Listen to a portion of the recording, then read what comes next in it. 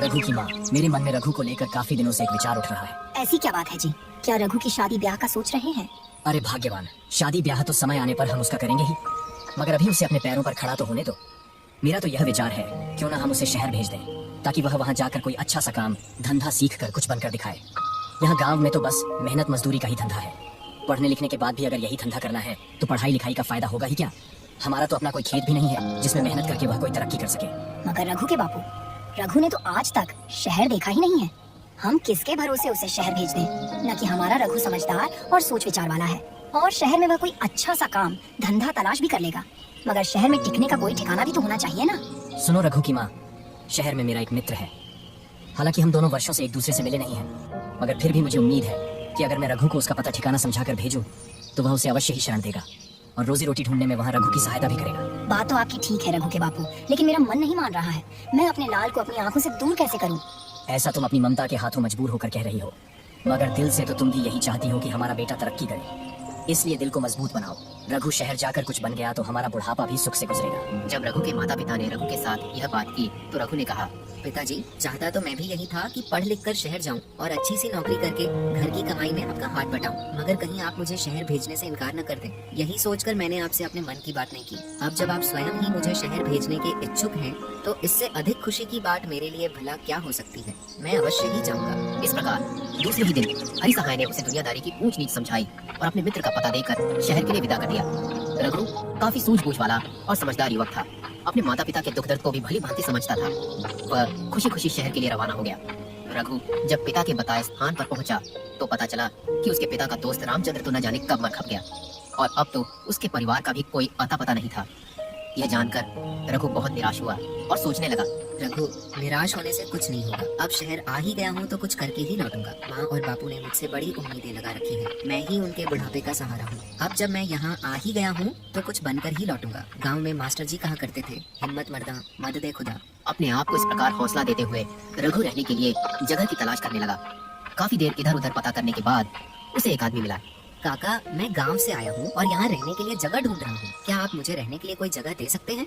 हाँ बेटा, मैं अभी यहाँ अकेला ही रहता हूँ। मेरा कोई बेटा नहीं है, न ही कोई बेटी, तो तुम मेरे साथ यहाँ मेरे घर रह सकते हो। रघु को अब शहर में रहने के लिए जगह मिल गई थी। उसने रात उसी घर में गुजारी। फिर अगले दिन वह किसी नौकरी की तलाश में निकल पड़ा। जहाँ भी नौकरी मांगने जाता, दुकानदार उसकी बातचीत के ढंग और उसकी सूझबूझ से प्रभावित तो होते, लेकिन किसी जान पहचान न होने के कारण उसे नौकरी नहीं मिल पाती। इसी प्रकार कई दिन गुजर गए। एक दिन की बात है, रघु थक हार कर एक पेड़ के नीचे बैठा था। उससे कुछ ही दूरी पर राज कर्मचारी उस पेड़ की ठंडी छांव में बैठे गपशप कर रहे थे। अनमना रघु उनकी बातें सुनने लगा। वे एक दूसरे से कह रहे थे, कुछ भी कहो भाई महावीर, तू बड़ा नसीब वाला है। हम दोनों साथ साथ ही राज दरबार की सेवा में आए थे, मगर तू तरक्की करके राजा जी का खजांची बन गया और मैं रहा सिपाही का सिपाही। इसे कहते हैं तकदीर।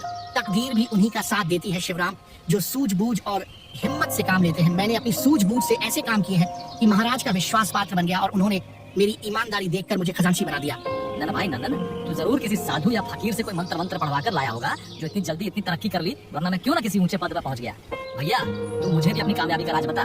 तेरे जैसे लोग इसी चक्कर में रहते हैं कि पकी पकाई मिल जाए और खा ले।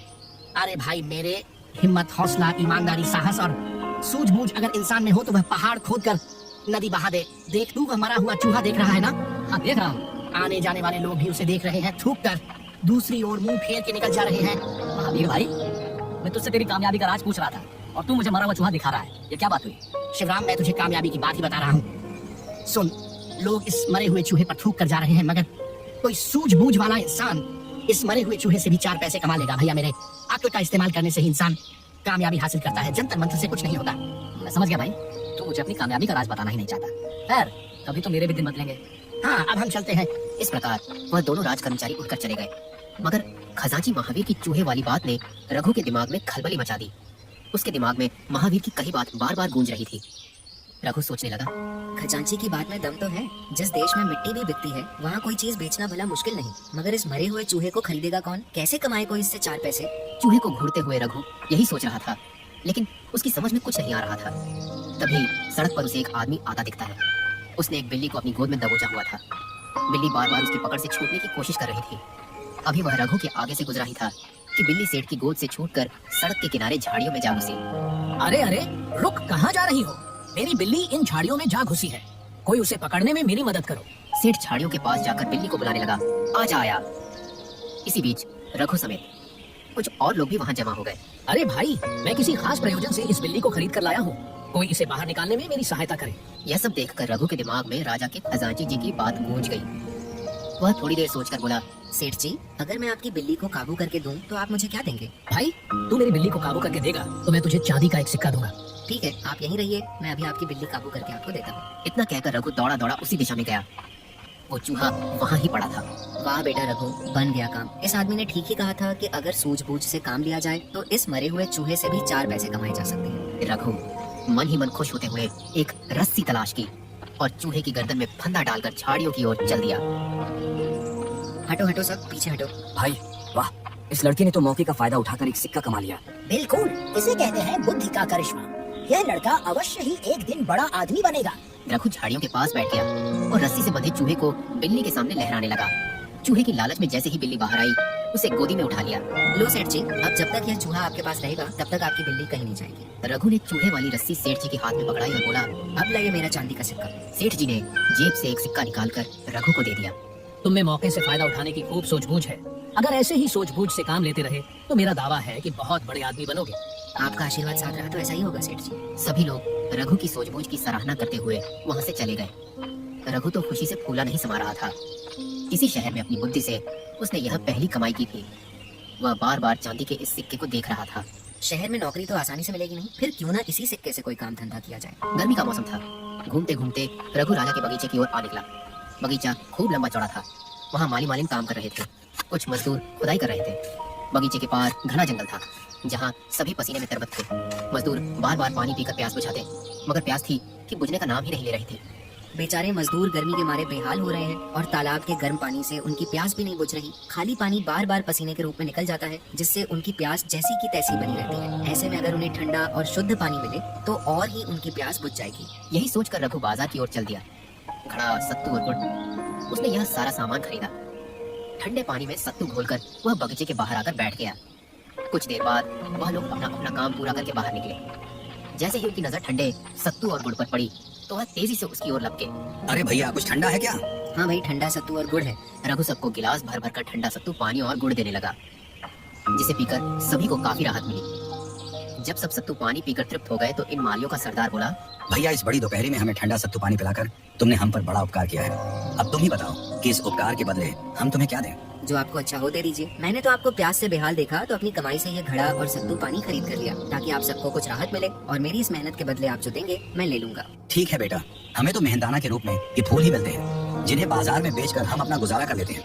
हम सभी अपने अपने हिस्से से कुछ फूल तुम्हें दे देते हैं, तुम भी उन्हें बाजार में बेचकर 4 पैसे कमा लेना। फिर बूढ़े मजदूर ने एक खाली टोकरी रघु के सामने रख दी और अपने हिस्से के कुछ फूल भी उसने डाल दिए।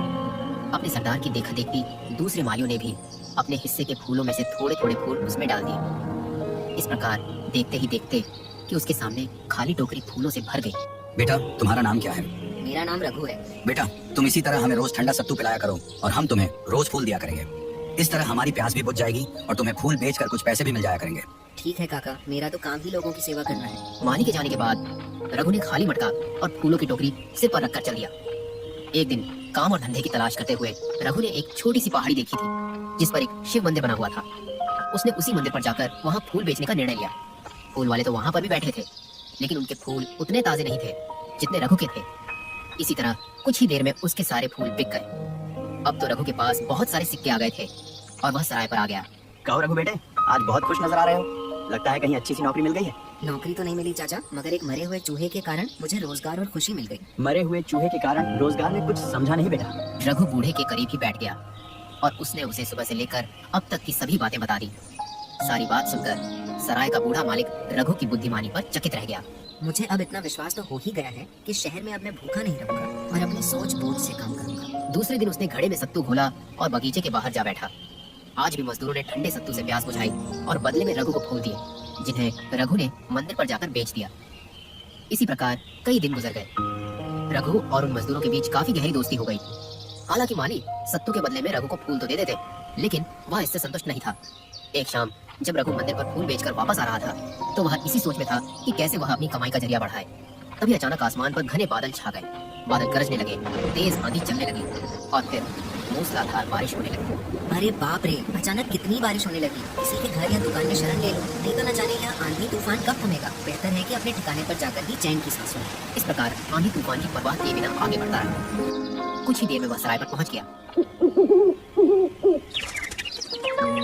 दूसरे दिन मौसम इतना ठंडा था कि रघु को ठंडा सत्तू बेचना व्यर्थ लगा। फिर भी अपने माली भाइयों से मिलने के लिए वह बगीचे की ओर चल दिया। बगीचे का रास्ता एक छोटे से जंगल से होकर गुजरता था। जंगल से गुजरते हुए रघु ने देखा कि बड़े बड़े घने पेड़ कल के तूफान में जड़ सहित उखड़ गए थे। जंगल में एक स्थान पर रुककर रघु गिरे हुए वृक्षों को देखते हुए सोचने लगा। किसी भी स्थिति में यदि नुकसान होता है तो लाभ भी होता है। जब तूफान से नुकसान हुआ है तो कोई न कोई लाभ भी होगा। आखिर वह लाभ क्या है? जिस धरती पर मरे हुए चूहे से लाभ उठाया जा सकता है, वहाँ तूफान में टूटकर गिरे पेड़ व्यर्थ कैसे हो सकते हैं? तभी उसके दिमाग में कुछ विचार सूझे।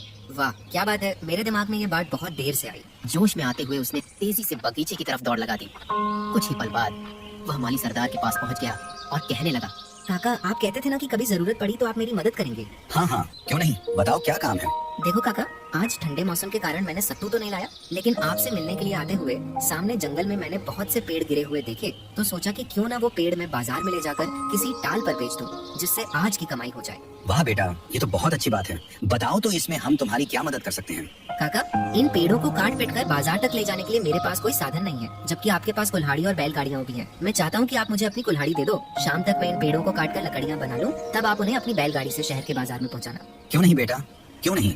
तुमने हमारे दुख में हमारा साथ दिया है, तो क्या हम तुम्हारा इतना काम भी नहीं करेंगे। लेकिन बेटा, कुल्हाड़ी से लकड़ियाँ काटने का काम तुम्हारा नहीं है। तुम कुछ देर ठहरो, हम सब यहाँ काम खत्म करके तुम्हारे साथ चलेंगे और लकड़ियाँ काट कर बैलगाड़ियों पर लोड करेंगे। फिर जहाँ तुम्हारी इच्छा हो ले जाना। फिर ऐसा ही हुआ। सभी मजदूरों ने जल्दी जल्दी बगीचे का अपना काम खत्म किया और कुल्हाड़ी और खुरपी लेकर रघु के साथ जंगल में आ गए। सबने मिलकर बड़े बड़े पेड़ों को काटकर बैलगाड़ियों में भर दिया। जब सभी बैलगाड़ियां 9 लकड़ी से भर गई, तो रघु उन्हें लेकर बाजार की तरफ चल पड़ा। बाजार में लकड़ी के व्यापारी आते रहते थे। रघु की लकड़ियां कटी कटाई और साफ सुथरी थी, इसीलिए व्यापारी लोग बहुत खुश हुए और अच्छे दामों में वे लकड़ियां बिक गई। रघु को उन लकड़ियों के अच्छे दाम मिले। लकड़ियां बेचकर रघु सीधा सराय के मालिक के पास पहुंचा। जब रघु ने उसे सारी बात बताई तो उसकी सूझबूझ पर वह भी बहुत खुश हुआ। वाह बेटा, तुमने तो इस शहर में आकर कमाल ही कर दिया। सचमुच इस देश को तुम्हारे जैसे चतुर और सूझबूझ वाले नौजवानों की जरूरत है। तुम्हारे जैसे साहसी नौजवान ही देश और माता पिता का नाम करते हैं। यह सब मरे हुए चूहे की करामात है काका। बस बेटा, इस बूढ़े की तो एक ही दुआ है कि तुम दिन दूनी और रात चौगुनी तरक्की करो। लेकिन एक बात याद रखना बेटा, वह क्या काका? एक तो कभी घमंड मत करना और दूसरे किसी गरीब को मत सताना। घमंडी लोगों को एक न एक दिन नीचा देखना पड़ता है और बेटे गरीब की हाय बुरी होती है। जहाँ तक हो सके दूसरे के भले की बात सोचना, दूसरों के भले में ही अपना भला है। मैं आपकी ये सारी बातें याद रखूंगा काका। हाँ बेटा, एक बात तो मैं तुम्हें बताना भूल ही गया।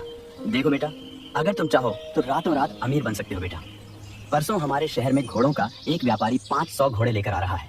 बस बस काका, मैं समझ गया। क्या समझ गया बेटा? जब शहर में सैकड़ों घोड़े आ रहे हैं तो उनके लिए चारा दाने की भी जरूरत पड़ेगी। हाँ बेटा, मैं यही कह रहा था कि तुम तुरंत घोड़ों के दाने पाने का इंतजाम करो। इससे तुम्हारी अच्छी कमाई होगी। आप ठीक कहते हैं काका, मैं कल ही इस काम में लग जाता हूँ। लेकिन बेटा, इतना दाना या घास तुम लाओगे कहाँ से? वह मैं सब इंतजाम कर लूंगा काका। दूसरे दिन वह सीधे एक हलवाई की दुकान पर पहुंच गया। हलवाई की दुकान पर जाकर वह बोला, लाला एक टोकरा लड्डू बांध दो। हलवाई ने तुरंत एक टोकरा लड्डू बनवाकर रघु को सौंप दिया। रघु ने लड्डू का टुकड़ा उठाया और सीधा बगीचे की